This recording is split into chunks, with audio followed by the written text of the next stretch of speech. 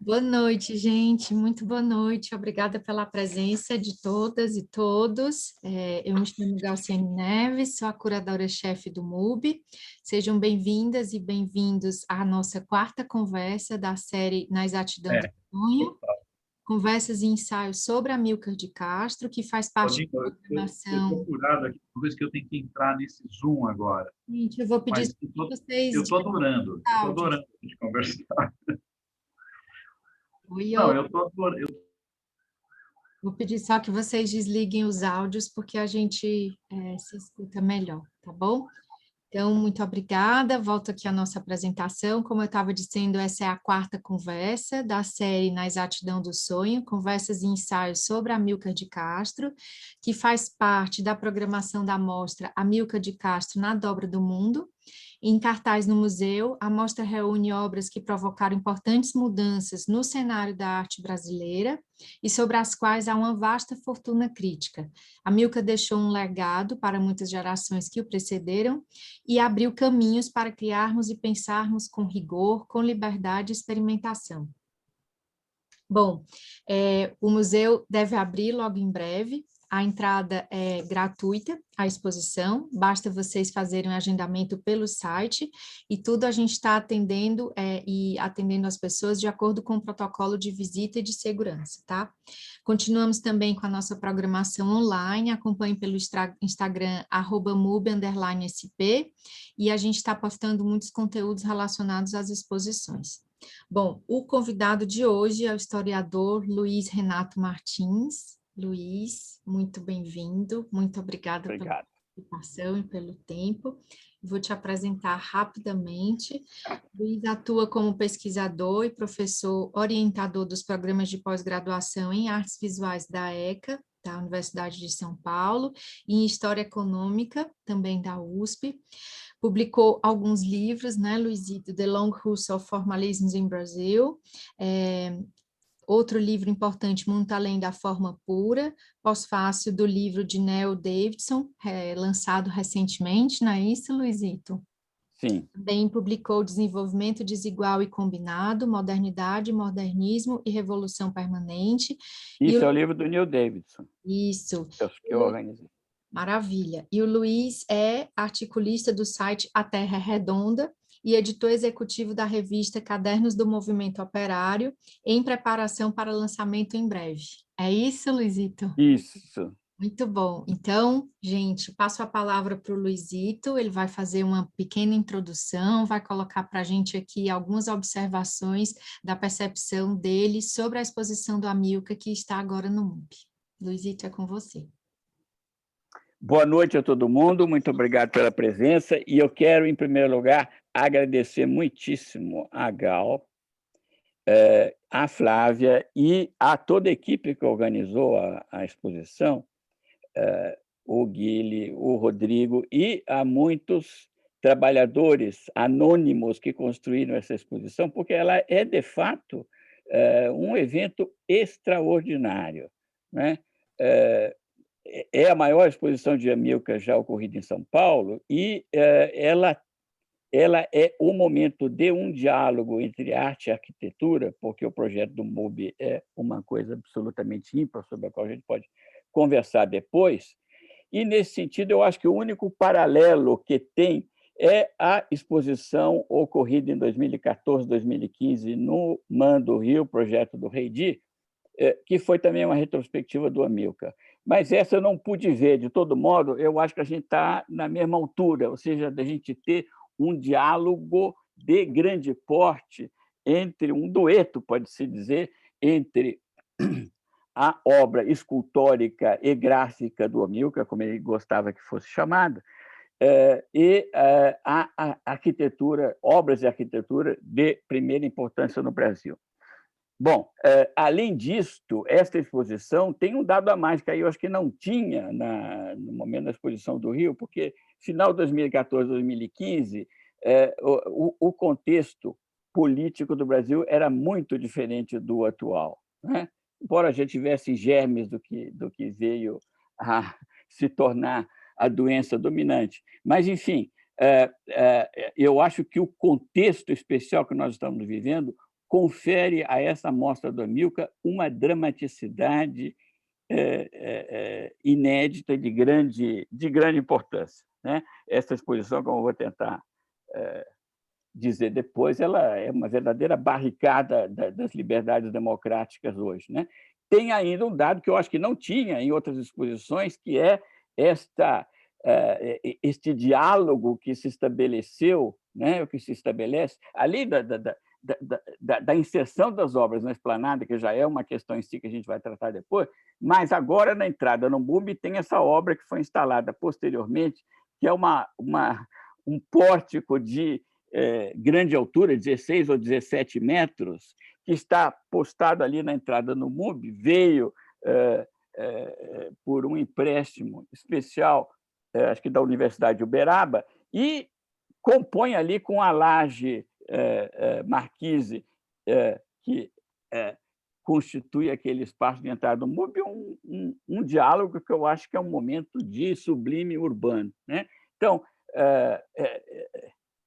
é uma grande alegria estar integrado, testemunhar, estar integrado de dentro nesse processo. Bom, dito isso, eu agradeço muito também o convite que a Gal me fez de preparar um estudo, um ensaio sobre essa exposição, e é sobre ele que nós vamos conversar hoje, ou seja, apresentar uma visão bastante resumida do trabalho que eu estou preparando para ela, né, a pedido dela.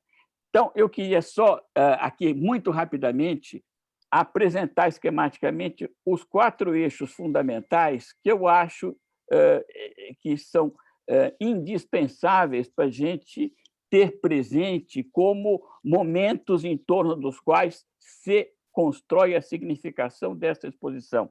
São eixos com temporalidades e nexos específicos, mas eu diria, a exposição, de algum modo, é a síntese de múltiplas determinações a partir de fatores que estão dentro desses eixos, né? Então, o primeiro eixo é dado, eu acho, pela interação entre a mostra e a arquitetura do MUB, né?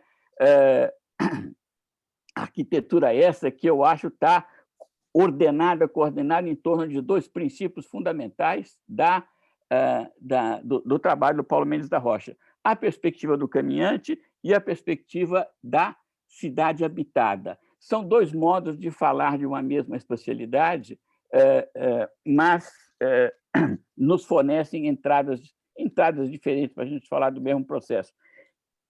Eu disse, vou apresentar essas coisas muito esquematicamente e depois a gente desenvolve a conversa conforme vocês quiserem, Gal e depois os que quiserem entrar, em torno desses diferentes eixos. Não vou, então, apresentar nenhuma imagem agora, porque eu tenho imagens para quando a gente for discutir e detalhar as coisas, mas agora, nessa apresentação sumária, fica dito tudo de modo bem breve. Então, este é o primeiro eixo da interação com a arquitetura do MUB. O segundo eixo, eu diria, é dado pelo diálogo das esculturas em grande formato do Amilcar e da produção gráfica, né? O diálogo que essa produção estabelece com a produção visual brasileira pós-64. Concretamente, eu estou nomeando nova figuração, noção de anti-arte, nova objetividade brasileira, noção de arte ambiental. Essa produção que nasceu em resposta ao golpe civil-militar de 64, eu diria que ela se desdobra ao longo de 2 eixos. Um é dado por um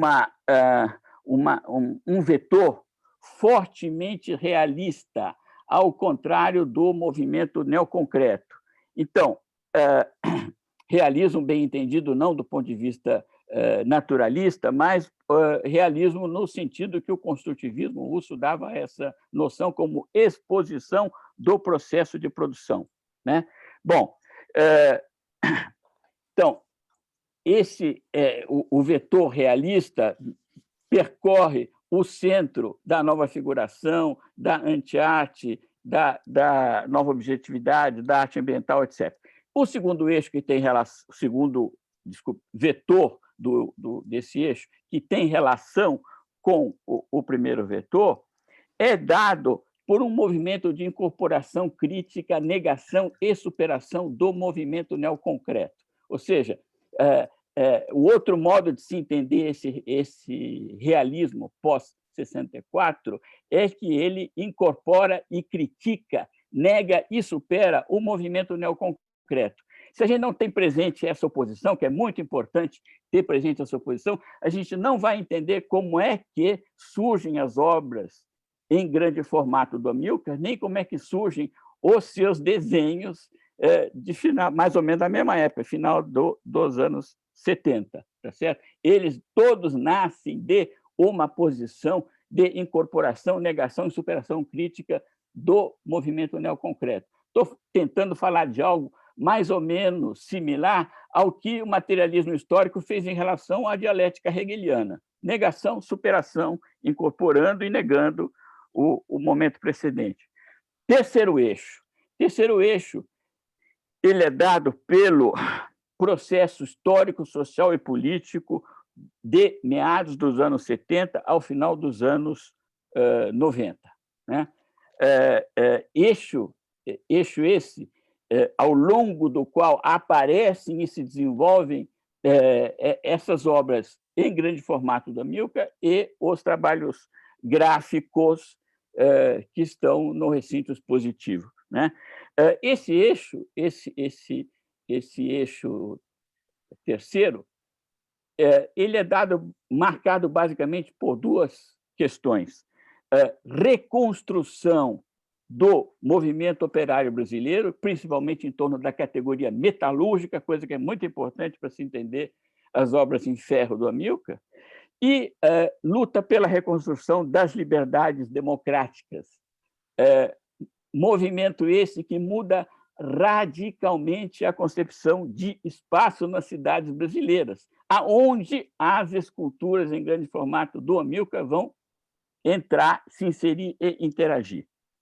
E o quarto eixo, ele vem dado pelo contexto histórico, social e político de colapso da nova República.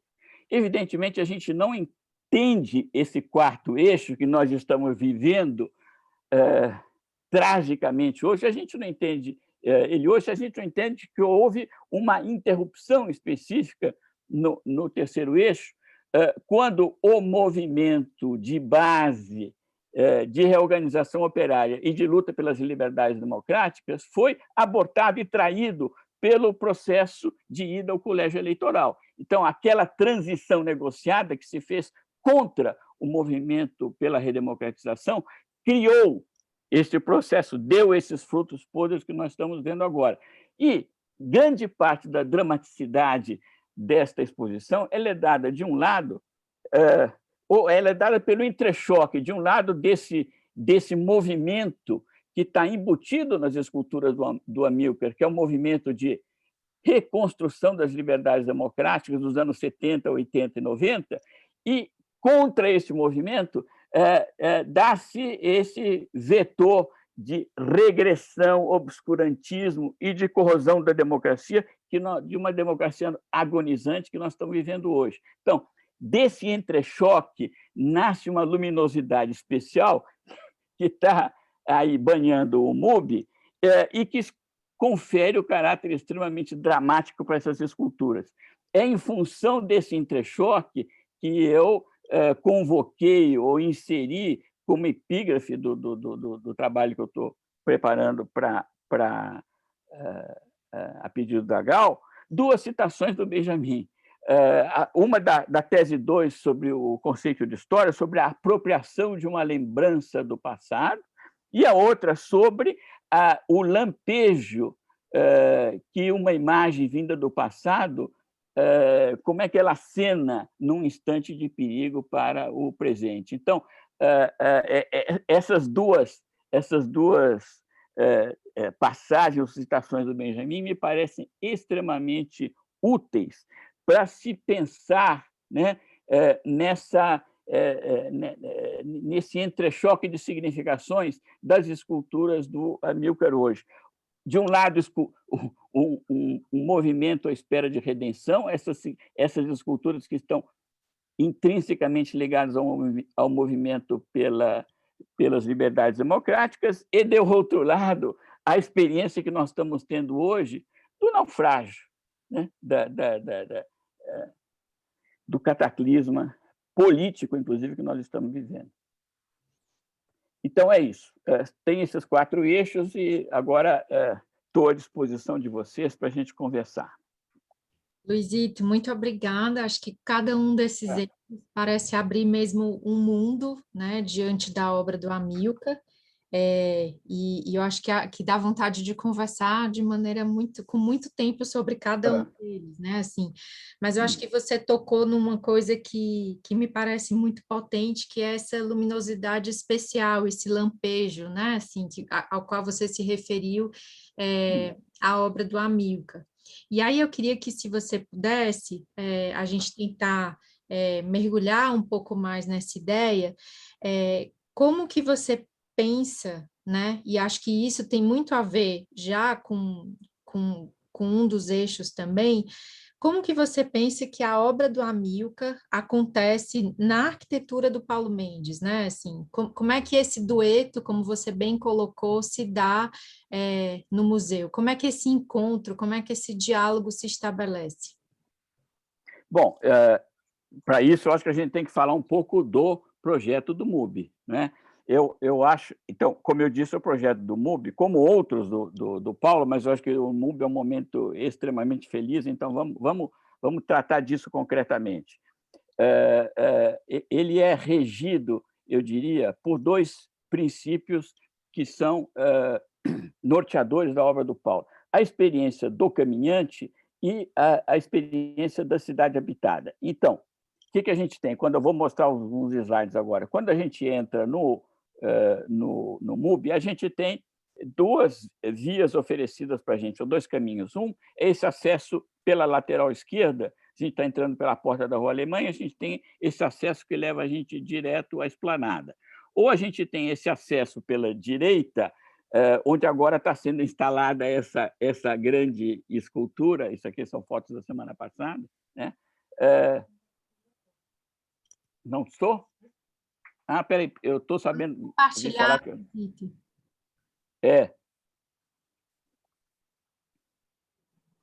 Ainda bem que eu tenho aqui a Carol Caliento, que é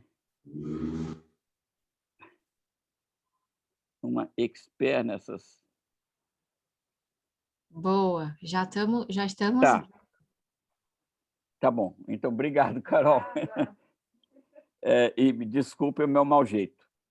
Se houver algum outro acidente, ela vai estar aqui, vai me acudir também. Então, eu estava dizendo, a gente tem à esquerda essa entrada que dá acesso direto à esplanada, à direita, essa entrada que dá acesso ou aos recintos do museu no subsolo, incluindo a sala de exposição, ou a um outro piso da esplanada, porque ela tem vários patamares, onde a gente tem um piso rebaixado, né, e uma espécie de ágora ou teatro. Vamos começar aqui pela esplanada, porque eu acho que ela é fundamental para a gente ter a percepção da dimensão urbana, né, do Paulo. Isto, eu diria, se faz em contraposição à perspectiva anterior da arquitetura moderna brasileira, que era fundamentalmente anti-urbana. Ora, a gente entra aqui, a gente já vê que um museu dito de escultura e ecologia, ele, antes de mais nada... Oi? Eu ouvi um barulho aí. É uma plataforma sobre a cidade. Então, quando você entra, você imediatamente toma contato com a cidade, você tem uma plataforma reflexiva para distinguir a cidade empírica, né, à sua volta, né? Veículos, vias, etc. Ao mesmo tempo, você faz isso na condição de caminhante. Isso é uma coisa fundamental nessa arquitetura, que não é só do Paulo, da geração do Paulo, ela é feita para o pedestre, para o habitante da cidade. Então, a gente já vai vendo as obras junto com o espaço urbano, e a gente vê as obras a partir da experiência do caminhar. Isso é muito importante para a gente sentir essa dimensão tectônica das obras do Amilcar, porque, de um lado, nessa chave aí, são profundamente urbanas e também pedem uma observação que invoca a experiência do caminhar, invoca a experiência do chão, né? Bom, além da gente mergulhar nessa cidade empírica dentro do MUBI, a gente tem uma espécie de enumeração didática dos itens fundamentais das células constitutivas da polis, né? Porque a gente tem apresentado aqui, então isso é um pouco uma história da cidade. A gente tem o teatro, tem a ágora e tem o frontão, que na polis grega, em cada cidade, a gente tinha, digamos, a história da cidade com seus mitos e tal, narrada no frontão. Aqui o frontão é liso, porque a gente está no mundo moderno de uma história desteleologizada, onde quem faz a história somos nós. Esse dispositivo de apresentar o frontão nu é similar ao que o Jacques-Louis David, no momento inaugural da Revolução Francesa, fez um sermão do G. de Paume, quando ele fez o fundo, fez o primeiro quadro anti-alegórico, não é? E o fundo, que evocava a história por ser construída, era inteiramente abstrato. Então, aqui a gente tem o frontão, e um frontão que, de algum modo, até pela dimensão dele, ele se rebate no pé direito dele, de algum modo, ele se estende até o chão. Quem está aqui vendo as pessoas que estão passeando ali, vê as pessoas fazendo parte do frontão, pessoas iguais a nós, não é? Então, o que a gente tem aqui são as estruturas fundamentais da polis. Então, a gente tem nessa formulação do MUBI, a gente tem sintetizada a cidade empírica capitalista de hoje em dia, e a gente tem uma história da polis com seus institutos fundamentais. Então, vejam aqui o espaço escalonado, onde os degraus são também assentos, não é? Para essa espécie de arena ou de ágora que a gente tem à frente, né? Então, o que eu diria? Desta interação das obras do Amilcar com a arquitetura do MUBI, a gente tem dois elementos destacados. O caráter profundamente urbano e público das esculturas em grande formato do Amilcar. Não são esculturas para o espaço interno, e, nesse sentido, elas se diferenciam muito dessas esculturas iniciais e de esculturas neoconcretas. Tá certo? A outra coisa é a questão do caminhante, da experiência do caminhar. Como um número crescente de obras do movimento neoconcreto, a questão da participação ganhou realce e ficou cada vez mais importante. Agora, a gente tem o quê? Nessa experiência do caminhar, a designação de um modelo ou de um modo de participação que aproxima muito mais a obra do Amilcar da obra, deixa eu voltar aqui, do que na Ligia, aqui a gente tem um bicho da Ligia Clark, a participação ela é manual, ou seja, a constituição da significação investida pela participação do espectador se faz no espaço manual. Olha, conceitualmente, a gente pode dizer que tem muita coisa em comum, mas a do Amilcar se aproxima mais da do Hélio, de uma participação na qual a experiência do caminhar é fundamental, ou seja, é o pé, é o andar que designa um modo de participação. Então, nas esculturas do período final do Hélio no movimento neoconcreto, né?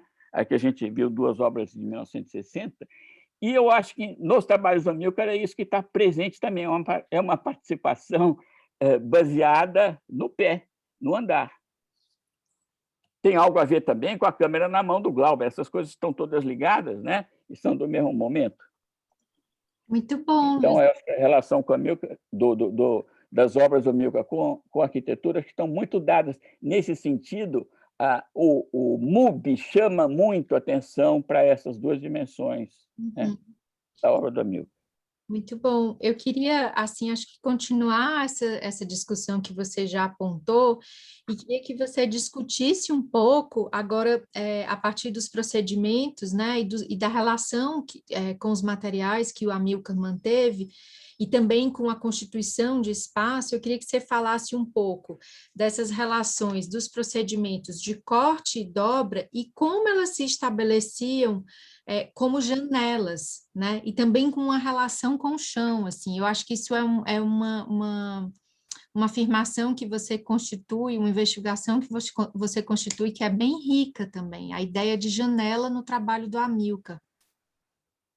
Olha, eu acho que, fundamentalmente, primeiro, quero dizer o seguinte, a ideia de porta está posta num texto bastante importante do Paulo Sérgio Duarte, de 1988, se não me engano, Aventura da Coerência, que eu cito lá no meu texto, saiu na Novos Estudos SEBRAP. Então, o Paulo Sérgio teve esta intuição de dizer que as esculturas da Amilcar se colocam como portas, porque elas dão acesso, elas convidam você a passar de uma dimensão espacial para outra, tá certo? E elas fazem isso de modo aberto.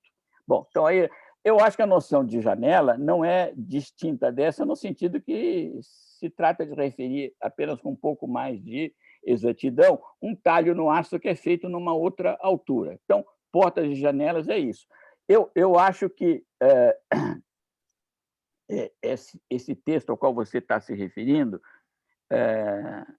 onde eu também coloquei essa noção, ele se refere a obras já, eu diria, do momento final do neoconcretismo, quando a gente tem, de algum modo, já a arte neoconcreta e, na sua passagem subsequente, permeada pela discussão radicalizada do processo democrático no Brasil.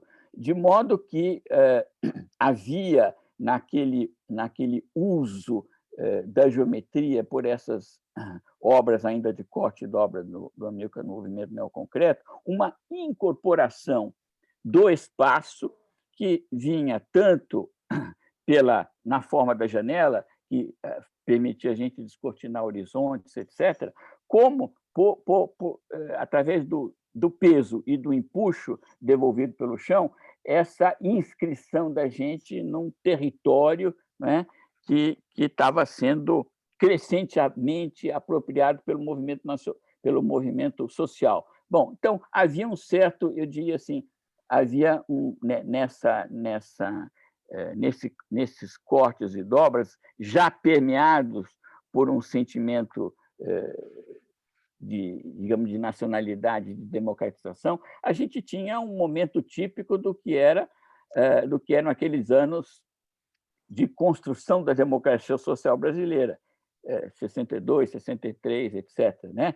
Os mais jovens não devem saber, mas é preciso ter muito claro o seguinte: quando o Jango foi derrubado, uma pesquisa do Gallup feita uma semana antes, dava 65% de aprovação para o governo dele. Ou seja, ele foi derrubado por uma conspiração das oligarquias. Era um governo popular e que estava fazendo reformas populares. Então, havia um sentimento de otimismo no país.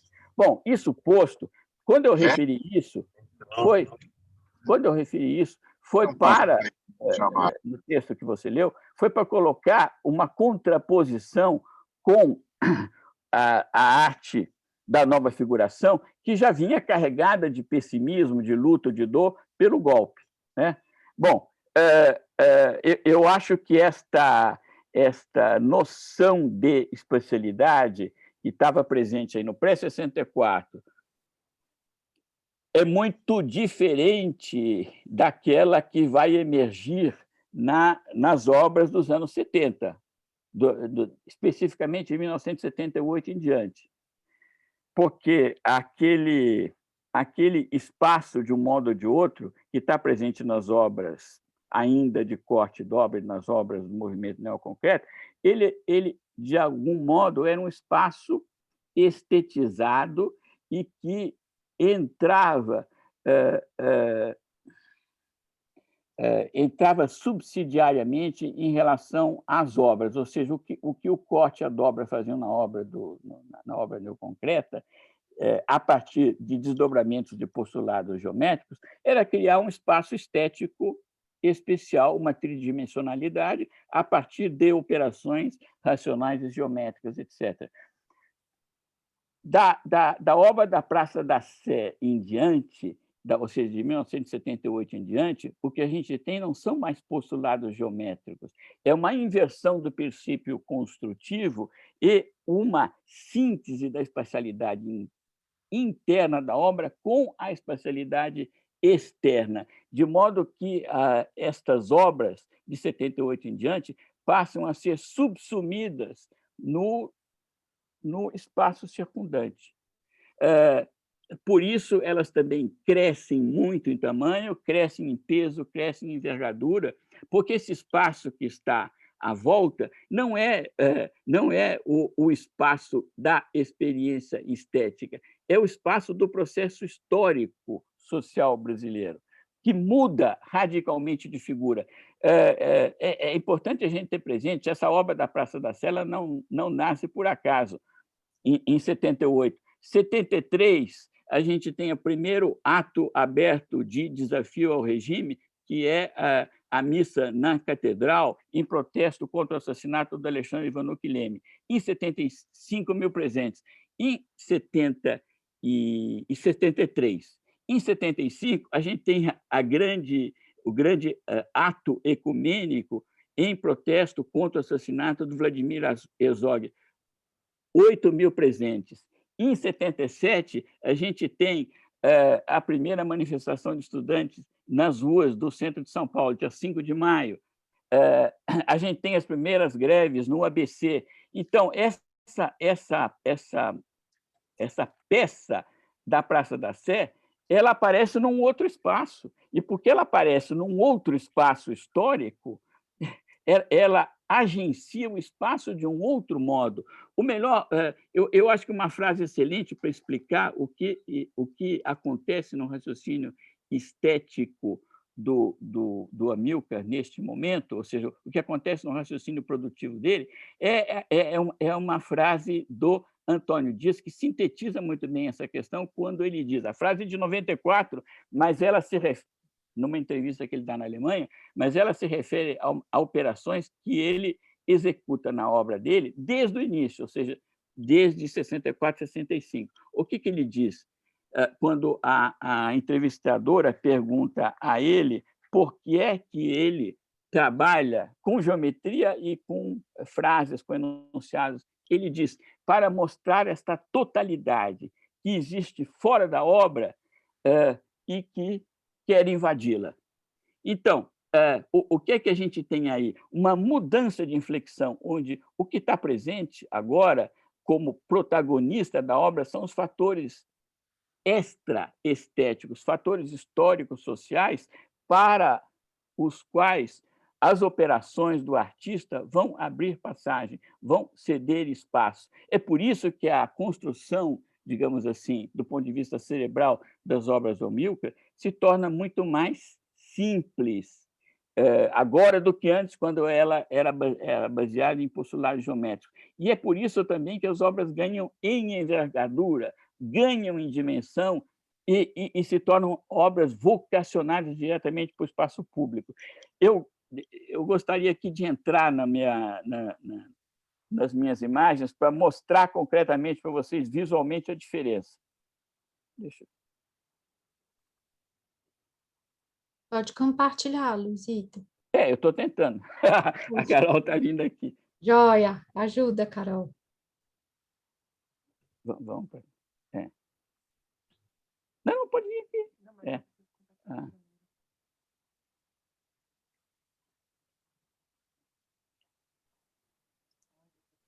Tá.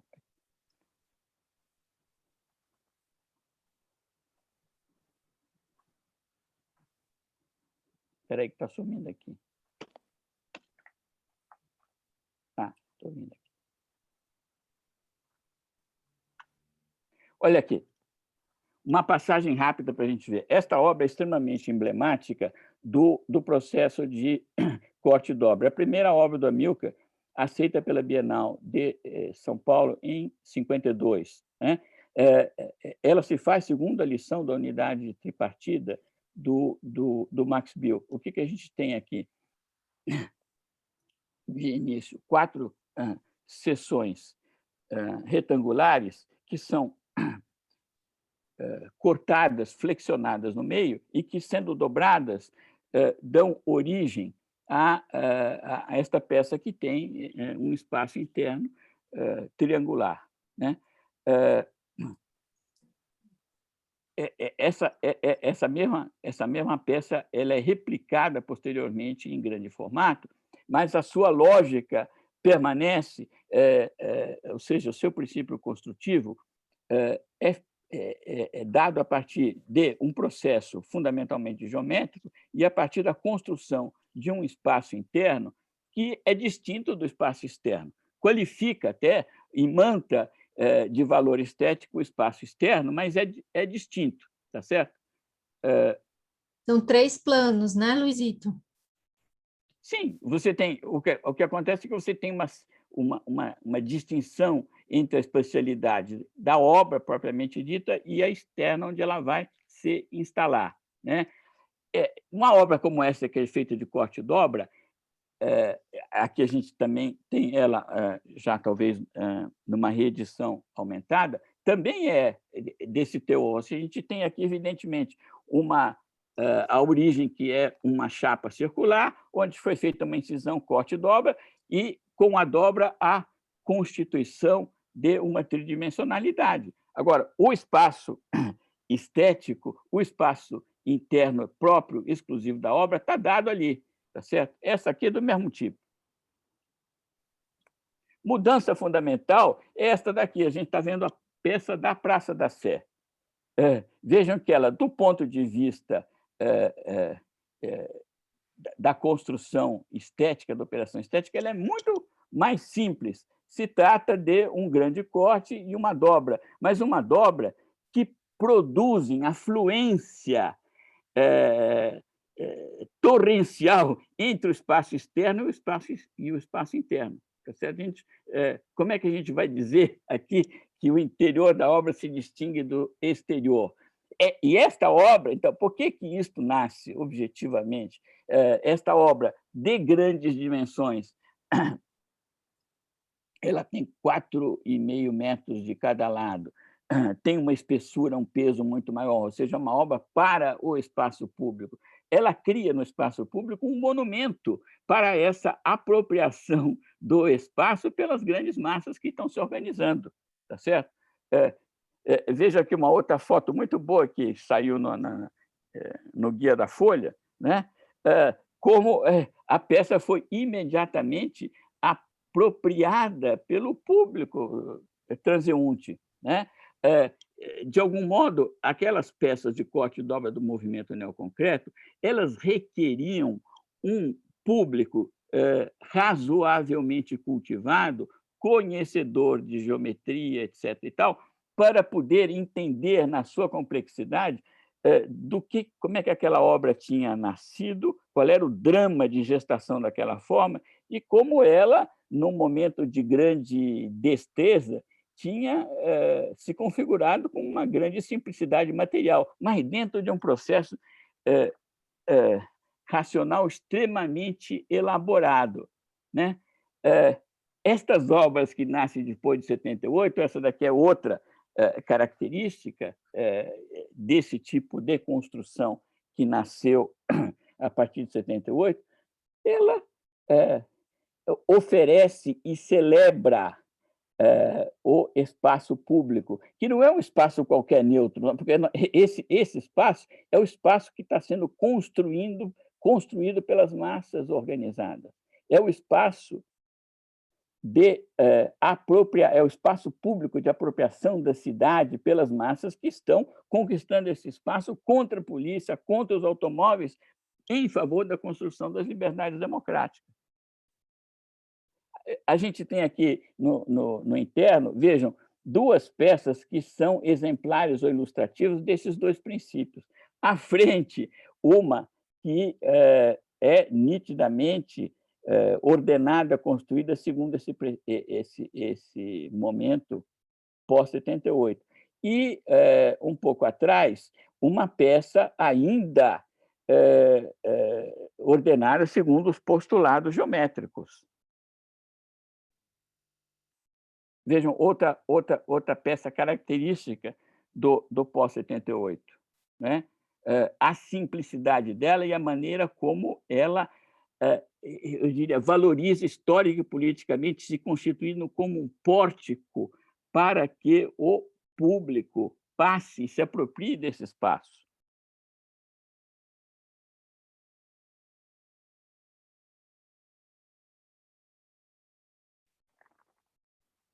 Eu diria que, do ponto de vista do princípio construtivo, é algo como uma inversão, né? Aquelas outras peças dos postulados geométricos, elas se geram de dentro para fora e criando uma espécie de atrito com o entorno. Estas peças pós-78, elas nascem, ao contrário, como uma espécie de captação de uma energia externa, uma captação de uma energia eólica, de uma energia solar, de modo que esse espaço público que foi ressignificado pelo processo histórico ganhe uma significação nova, seja acolhido por esses pórticos de ferro. Me parece que isso é estritamente condizente com essa máxima, com essa explicação do Antônio Dias, quando ele diz que fazia as suas obras para mostrar a totalidade de fora que as invadia. Ou seja, aqui é o espaço externo que está invadindo e sendo acolhido, né? Deixa eu mostrar mais duas coisas aqui que apresentam, eu diria, que tem a ver com isso, mas detalham ainda essa diferença no trato do material e da especialidade. Essas esculturas, com chapas extremamente grossas, de 30 centímetros ou mais, às vezes, são feitas pelo Amilcar também nesse período. O que a gente tem?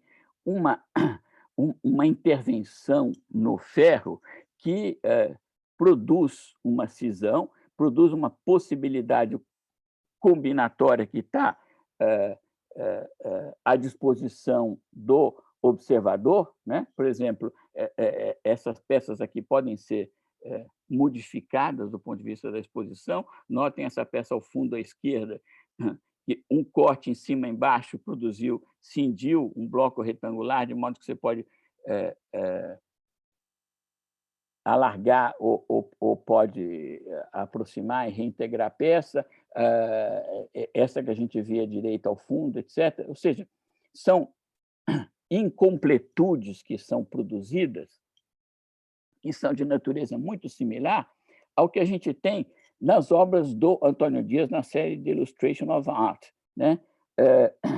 Que tem uma diferença fundamental com as obras do minimalismo e as obras da arte conceitual que eram feitas nos países centrais. Elas apresentam situações de incompletude, de cisão em superfícies que, se fossem feitas ao modo minimalistas, seriam absolutamente íntegras, né? O que a gente tem aqui?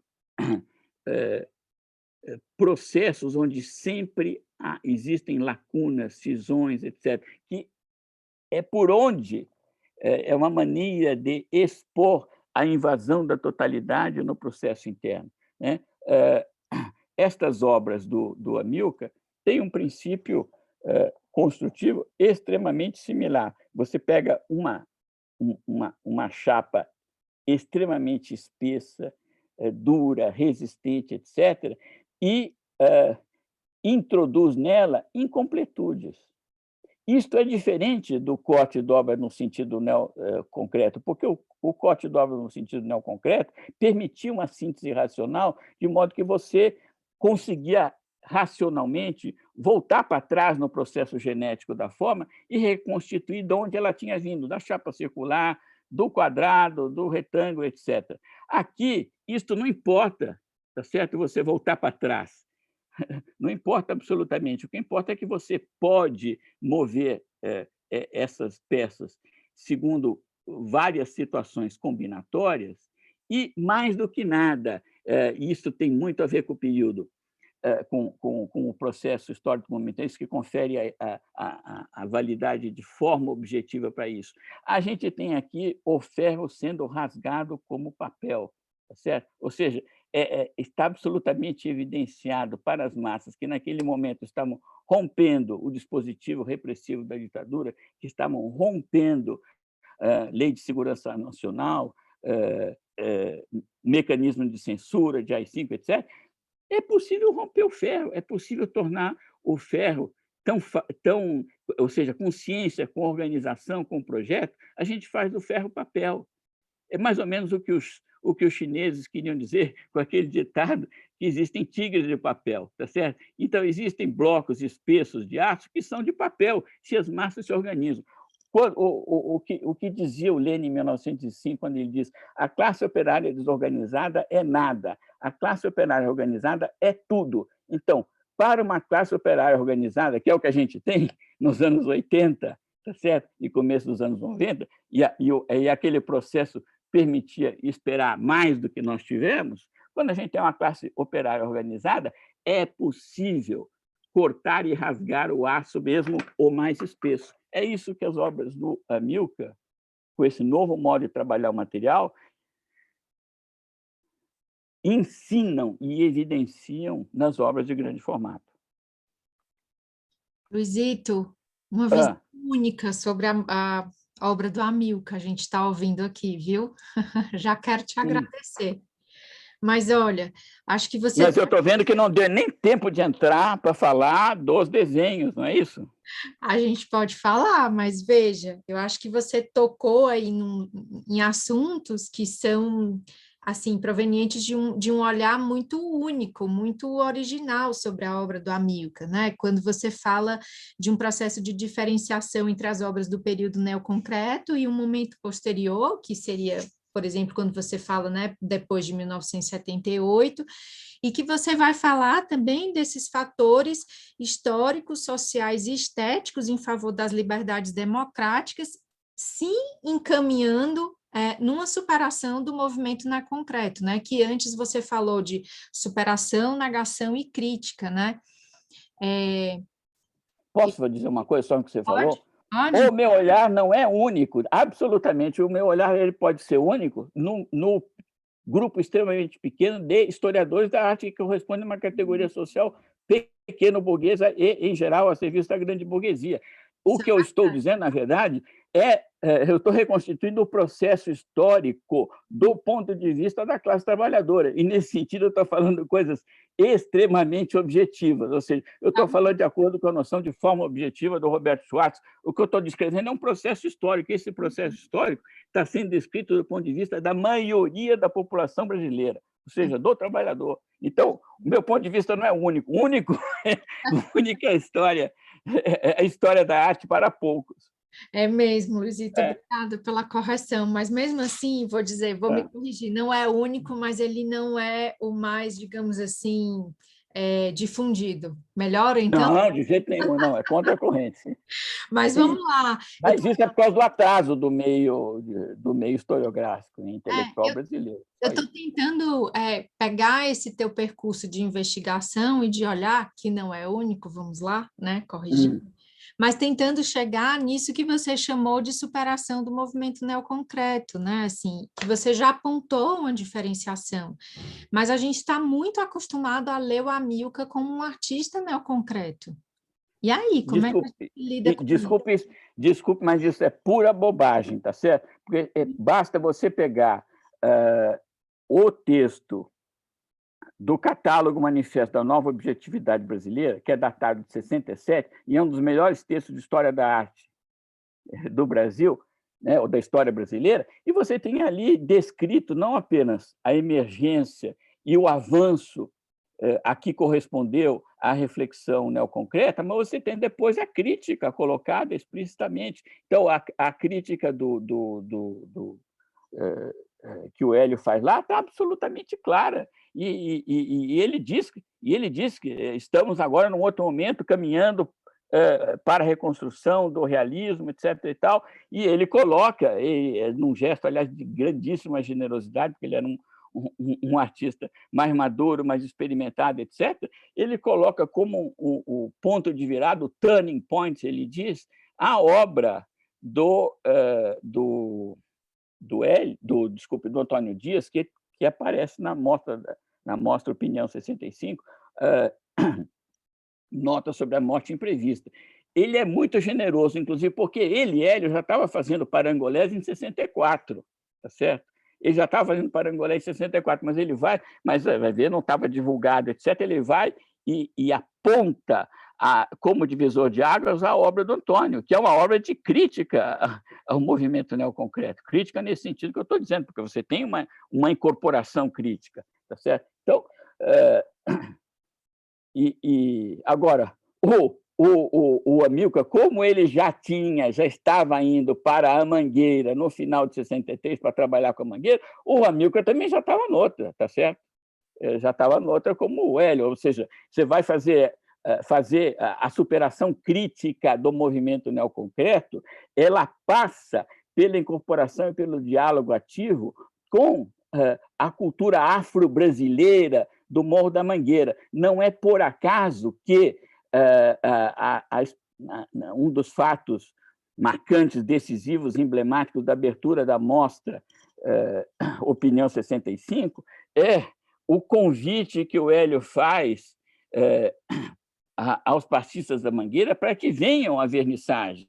Venham à vernissagem onde eles são, junto com ele e com os outros artistas da nova figuração, vernissagem onde eles são barrados, porque eles são pretos, africanos, etc. São barrados pela diretoria do MAN, de Black Tie, etc. Tá certo? Então, o que o Hélio faz ali? É um grande evento, ou seja, ele expõe os limites do que era o mundo da arte, que, nessa altura, já tinha oficializado o neoconcretismo.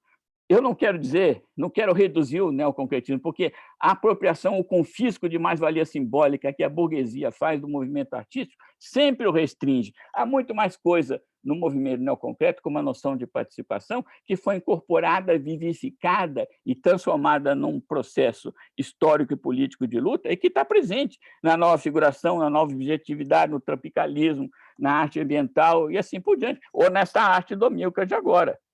Agora, a oficialização do movimento neoconcreto é a transformação,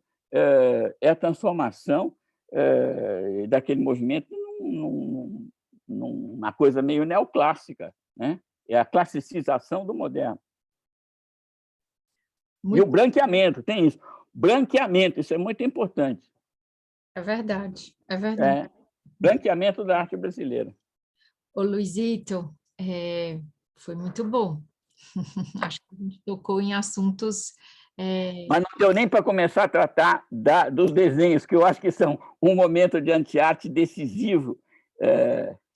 Vamos falar? Eu acho que é uma coisa. Vamos, eu acho que ou se você quiser, se esse negócio do Zoom aí acaba, como você me diz, ele pode fazer terça-feira que vem, não tem? Não acaba. A gente tem um tempinho aí. Vamos ver os desenhos e as suas observações. Tá. Vamos. Tá.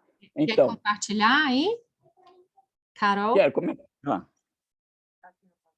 Tá.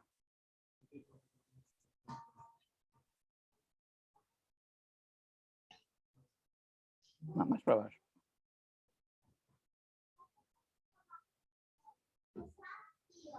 Tá, então vamos passar aqui. Essa é uma daquelas esculturas lá embaixo, né? Sim. Tá. E nós vamos aqui passar, então, para ver... Peraí. Agora eu me perdi, cara. Eu preciso daquele... Tá. Vamos ver alguma coisa sobre os desenhos, né? Da onde vem essa composição? Da onde vêm esses materiais? Que instrumentos de trabalho são os que produzem estas imagens?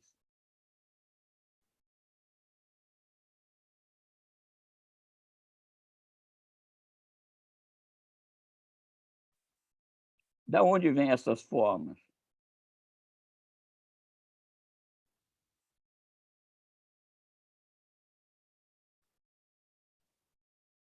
Bom, elas vêm, em primeiro lugar, desta escolha do Amilcar, que é uma escolha absolutamente não ingênua.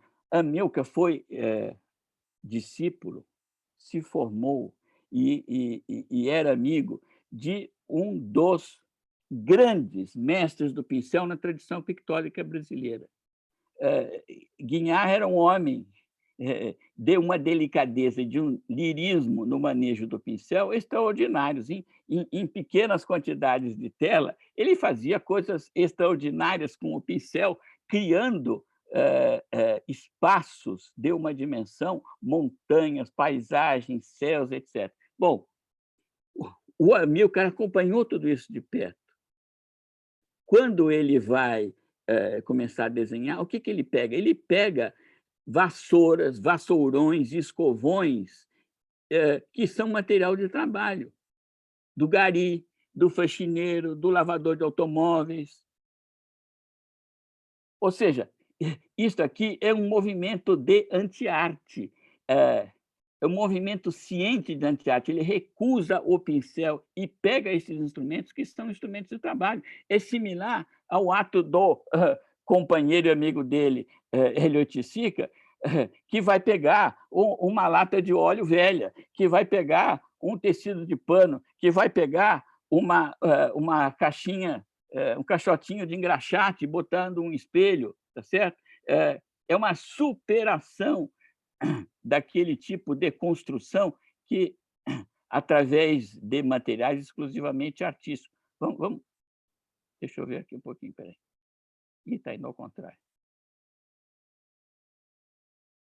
Olha aqui. Esta pintura, entre aspas, é impossível se falar dela como pintura manual, tá certo? É uma pintura braçal que, com frequência, é inclusive necessário, ela precisa, para ser feita, de dois braços segurando essas escovas desse tamanho. Tem filmes do Amilcar que mostram isso. Ele com dois braços segurando esses escovões, que produzem um atrito com a superfície pictórica, digamos assim, com o papel, com a tela, que não tem nada a ver com pincel de pelo de mata, nem nada. Isso aqui é equivalente quando o Hélio pega um tijolo baiano e faz uma obra a partir dela. É o equivalente quando ele pega um caixote, tá certo? Então, isso daqui é uma coisa feita estritamente no âmbito da anti-arte. E essa escolha não é ingênua, porque quando ele está fazendo isso, no mesmo momento na arte brasileira, a gente está tendo um movimento de reconstrução do objeto artístico, de retorno à ordem. A gente tem, no campo da escultura, o Sérgio Camargo trabalhando com mármore, e a gente tem, no campo da pintura, o Iberê Camargo propondo o retorno à tela. E é nesse mesmo momento que o Amilcar faz a escolha dele de pegar materiais de trabalho, escovão, vassourão, e fazer esse tipo de desenho.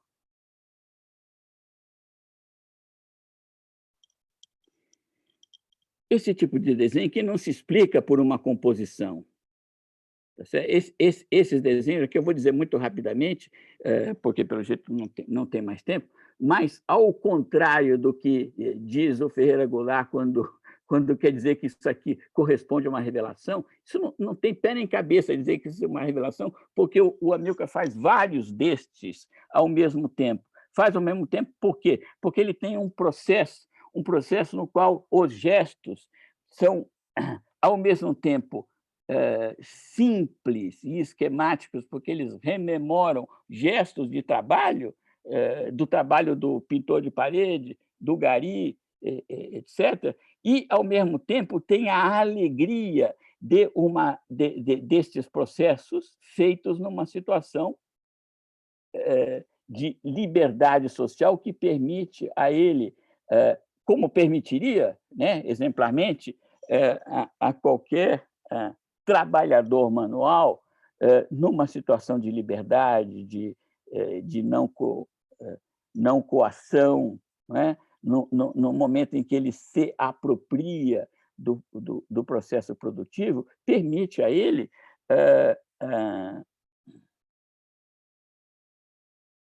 manejar esses instrumentos de trabalho como ele quer, tá certo? Deixa eu voltar para uma coisa aqui, porque tem um dado muito importante para mostrar, que é a similitude disto com a materialidade da arquitetura do MUBI. Vejam como a gente vê aqui os gestos dos vassourões, né? Gestos simplificados e absolutamente vigorosos, alegres, etc. A evidência do processo produtivo é de mesma ordem que essa que a gente tem no concreto aparente, com as paredes mostrando, evidenciando todos os vestígios do processo produtivo. O brutalismo, o chamado brutalismo dessa arquitetura, também é o desses desenhos. Eles se referem imediatamente ao processo de trabalho. E ao processo de trabalho do trabalhador manual, ou seja, do trabalho na sua unidade básica, aquilo que é força de trabalho comprada, traficada, melhor dizendo, na predação do mercado de trabalho. Esse trabalho social que investe de valor todos os produtos que nós temos e que aqui, nos desenhos da Amilcar ou na parede dessa arquitetura de concreto apreendido do Paulo Mendes da Rocha e de outros da geração, aparece evidenciado. É o que aparece também no Artigas, tá certo? É o trabalhador que está falando através deste processo. O trabalhador com os seus materiais, com os materiais que ele domina, não é o mármore, é o concreto aparente, é a vassoura, é o escovão. É com esses materiais que se abrirá caminho para que as massas organizadas se apropriem do processo produtivo e do processo político do país. Basicamente, muito rapidamente falando dos desenhos da Amilcar, é isso. Agora, dá mais 2 minutos ainda? Dá sim, Luizito. Dá? Tá, então tá bom. Então, vamos ver isso aqui. Isso aqui esse friso eu acho uma coisa extraordinária. São 12 metros, né? 12 metros. Do ponto de vista do desenho, é uma escala absolutamente inédita. O que a gente tem aqui digamos assim, o processo de feitura, de composição, é a coisa mais esquemática e básica. A gente tem uma vassoura que vai para cima e vai para baixo, fazendo os Vs, tá certo? Bom, o Amilcar falava muito nos filmes que tem aí na exposição, dá para a gente ver ele falar nisso, na alegria do processo de trabalho. Então, pensem no sujeito com vassourão na mão, tinta em uma enorme superfície branca, o que ele vai fazer? Ele vai fazer possivelmente o que era o sonho dele. O que a gente tem nesse esquema de Vs aí? Possivelmente braços levantados. E braços levantados com o quê? Com flâmulas vermelhas que estão aí no meio. Tá certo? O que o nosso gráfico aqui está pensando? Provavelmente está devaneando o que será a manchete com a qual ele sonha, que é uma manchete de muita gente festejando com o braço levantado e flâmula vermelha. E viva a revolução, né, Luizito? Sim. É o que está também presente nas obras do Paulo Mendes da Rocha. Ou seja, são obras inacabadas, despojadas, porque elas estão à espera de uma sociedade que as complete. São obras, deixa eu dizer mais uma coisa, porque a gente não pode falar do MUBI sem falar, por exemplo, também no projeto do SESC, 24 de maio. O que a gente tem ali? Essa perspectiva do caminhante. O sujeito pode vir caminhando pela rua, pelo centro da cidade, entrar pelo prédio e ir em rampa, de fluxo contínuo, de uma rampa muito agradável, de uma inclinação que convida a caminhada e a caminhada conversando com o companheiro, isso vai até o último andar, eu não sei se é nono ou décimo, qualquer coisa, onde está a piscina de trabalhadores. Décimo É nono? 13º. 13º, então você vai, eu fiz essa experiência, inclusive, levando amigos, um amigo inglês ficou absolutamente enlouquecido com a coisa, você vai caminhando, você nem nota que você subiu 13 andares a pé, tá certo? De tal modo, essa caminhada é suave e interessante. Ou você pode fazer o caminho inverso, entrando ali pelo piso da rua, descer para o subsolo e caminhar pelo saguão do teatro, depois atravessar toda a plateia do teatro e subir, inclusive, ao palco, diretamente vindo da rua, sem ter nenhum processo de interrupção. Ou seja, são processos eu diria, festivos, de saudação, de boas-vindas ao caminhante, ao transeunte que vem, que se apropria do espaço público, que passa a ter um clube de trabalhadores, como é o SESC, que é uma espécie de hotel de luxo, como recordou ali o grande hotel, o Neon da Carmela, que foi instalado ali no saguão de entrada, tá certo? Isso é a festa do caminhar, e esse grande friso do Amilcar, que tem 12 metros, é também uma celebração, né? Uma celebração do caminhar, né? Ele fez esse negócio aí, possivelmente andando ininterruptamente esses 12 metros, né? Eu acho até, não sei se eu estou devaneando, que ele deve até ter lembrado ali da experiência dele na Mangueira, para fazer 12 metros aí, balançando a vassoura e fazendo esse trajeto, tá certo? E deixando esse vestígio e tendo bandeirinha no meio e tal. Eu acho que ele estava lembrando do carnaval que passou, o carnaval de antes do golpe. Sim, até porque para fazer isso aí ele teve que caminhar, né? Ele teve que percorrer esse espaço de... Caminhar dançando, né? Espero que sim. Luizito, vou tirar teu compartilhamento, que tem algumas perguntas aqui. Ah, tá ótimo, tá bom. Fora as pessoas que estão vibrando com você e com toda a tua experiência aí diante do Amilcar, tem uma pergunta. Deixa eu ver aqui. Ô, Kathleen, você tem uma pergunta? Oi, boa noite. Tenho sim. Prazer em conhecer, Luiz. Eu sou a Kathleen, educadora aqui do MUB há muito pouco tempo, mas muito feliz em te conhecer pessoalmente. Eu faço arquitetura na FAO, gosto muito do seu trabalho. Aí eu tinha várias perguntas anotadas, mas o senhor foi respondendo ao longo da conversa. Foi uma delícia destravar essas chaves na cabeça. Você.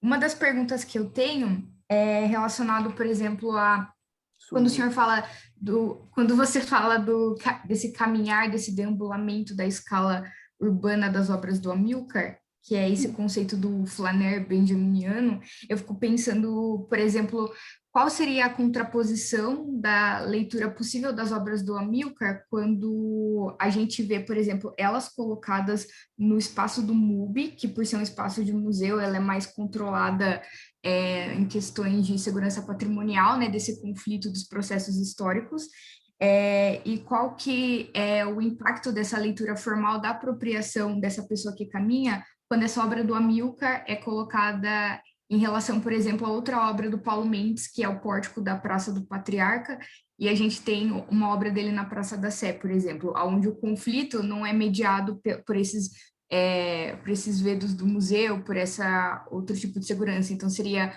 um ambiente urbano in natura, assim, e não na metonímia do partido do Paulo, né? Eu queria saber as suas impressões sobre isso. Deixa eu entrar, porque tem várias coisas aí que você colocou. Primeira coisa, não se trata de uma flanerie, tá certo?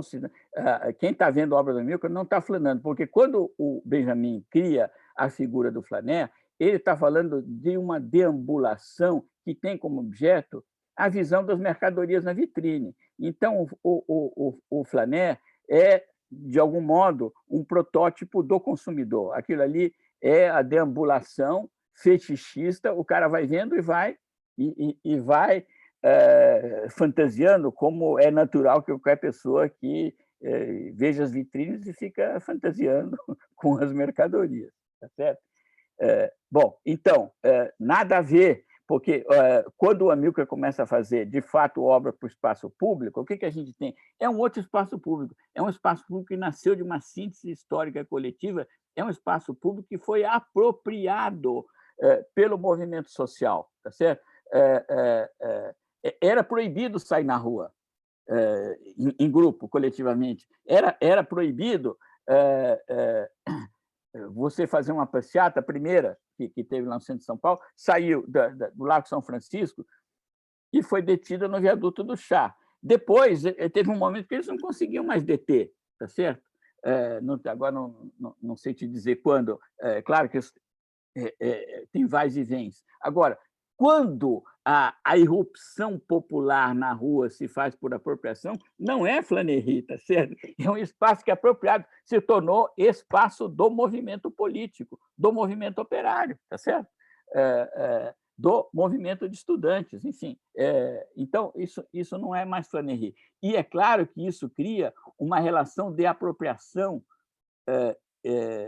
no melhor sentido da palavra, pelo sujeito histórico da observação. Tá certo? Por isso que eu disse que é uma passagem do registro estético, porque você pode fazer um passeio em qualquer museu pelas obras do Amilcar e você está vendo, tá certo?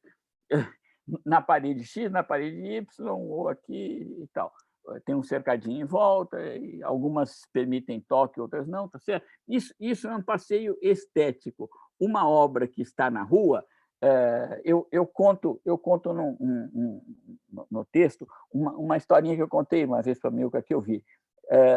Quando teve a mostra dele no Centro Hélio Oiticica, no Rio, tinham obras expostas também nos arredores, né? E uma das obras dele em grande formato era até, eu acho, no caso, uma obra de corte e dobra, mas que foi relida de um modo muito avançado. Um morador de rua se instalou nessa obra e ele botou na parte de cima, fez uma espécie de varal secador de roupa e cabide. Então, as roupas dele estavam ali na parte de cima da chapa circular e tal, e aí tinha a dobra com a chapa embaixo, e aí ele tinha instalado, forrado o chão com papelão de embalagem, etc., e visivelmente ele dormia lá de noite, tá certo?